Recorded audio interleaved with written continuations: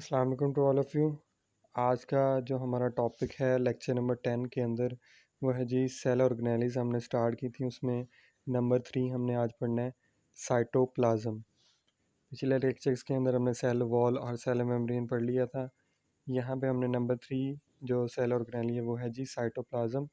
चलते हैं जी। Cytoplasm is the semi viscous, ये याद रखिएगा, जो साइटोप्लाज्म है ये सेमी विस्कस है and semi transparent substance between plasma membrane, cell membrane and nuclear membrane के जो न्यूक्लियस की मेम्ब्रेन, न्यूक्लियस और प्लाज्मा मेम्ब्रेन यानी कि सेल मेम्ब्रेन के दरमियान में जो है वो साइटोप्लाज्म जो है वो पाई जाती है। इट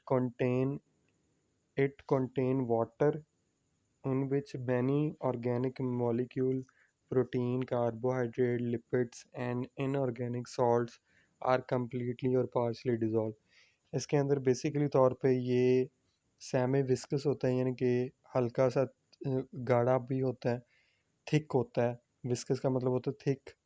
तो ये इसमें वाटर पाया जाता है, पानी, और दूसरी कार्बोहाइड्रेट, प्रोटीन, लिपिड्स और इनऑर्गेनिक सॉल्ट्स वगैरह जो हैं वो साइटोप्लाज्म के अंदर पाए जाते हैं। इसके बाद इसका फंक्शन देखते हैं कि इसका फंक्शन क्या है साइटोप्लाज्म का। ये इंपॉर्टेंट शॉर्ट क्वेश्चन भी है। Cytoplasm provide space for the proper functioning of organelles. ये जगह प्रोवाइड करता है, यानी कि साइटोप्लाज्म के अंदर बहुत सारी ऑर्गेनेलिज भी पाई जाती हैं, ठीक है। And also act as the site for various biochemical या metabolic reaction, for example glycolysis, breakdown of glucose during cellular respiration occur in cytoplasm के, जैसे कि ग्लाइकोलाइसिस वगैरह जो है वो इंशाल्लाह चैप्टर नंबर 7 में जाके हम पढ़ेंगे। वहाँ पे वो ग्लाइकोलाइसिस यानी कि ब्रेकडाउन ऑफ ग्लूकोज जो है वो इसी साइटोप्लाज्म के अंदर होता है। यहाँ पे आपको नज़र आ रहा होगा कि ये साइटोप्लाज्म यहाँ पे बना हुआ है।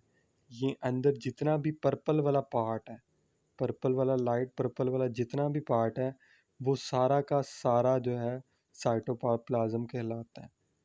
ये यहाँ से लेकर और एंड सेंटर न्यूक्लियस तक जितना ये लाइट पर्पल पार्ट है, ये सारा हम इसे साइटोप्लाज्म कहते हैं। और यहाँ पे ये सेल मेम्ब्रेन जो है वो आउटर मोस्ट लेयर को उन्होंने कहा हुआ है, और इसके अंदर सारा का सारा साइटोप्लाज्म है।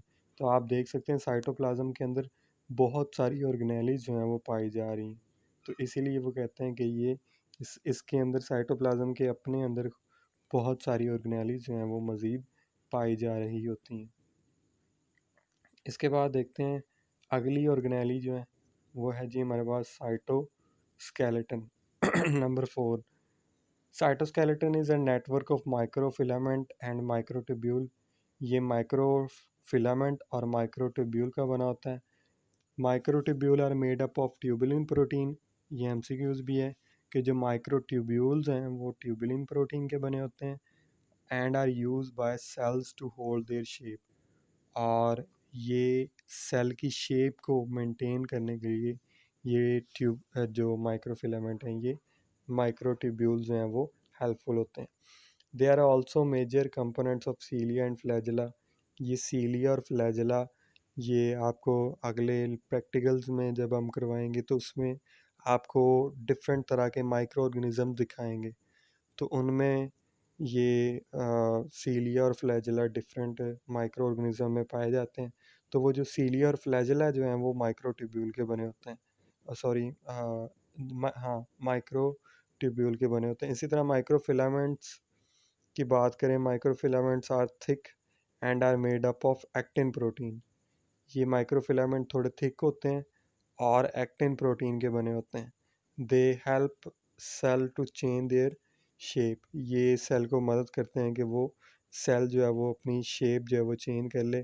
जैसे कि यहाँ पे आपको एक बना नज़र आ रहा होगा, यहाँ पे सबसे बाहर वाली प्लाज्मा मेम्ब्रेन है, उसके नीचे यहाँ पे साइटोप्लाज्म के अंदर ही एंडोप्लाज्मिक रेटिकुलम ईआर बना होगा, और यहाँ पे आपको माइक्रोट्यूब्यूल नज़र आ रही होगी।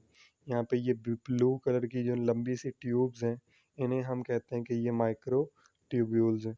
इसी तरह माइक्रोफिलामेंट्स यहाँ पे आपको येलो कलर में छोटे छोटे जैसे गोश्त के टुकड़े होते हैं, वैसे माइक्रोफिलामेंट्स जो हैं थ्रेड लाइक नज़र आ रहे हैं, इन्हें कहते हैं माइक्रो फिलामेंट। ये माइक्रो फिलामेंट जो है वो सेल को हेल्प करते हैं कि वो अपनी शेप को चेंज कर ले, जबकि माइक्रोट्यूब्यूल सेल की शेप को मेंटेन करने में ये जो है वो काम करता है।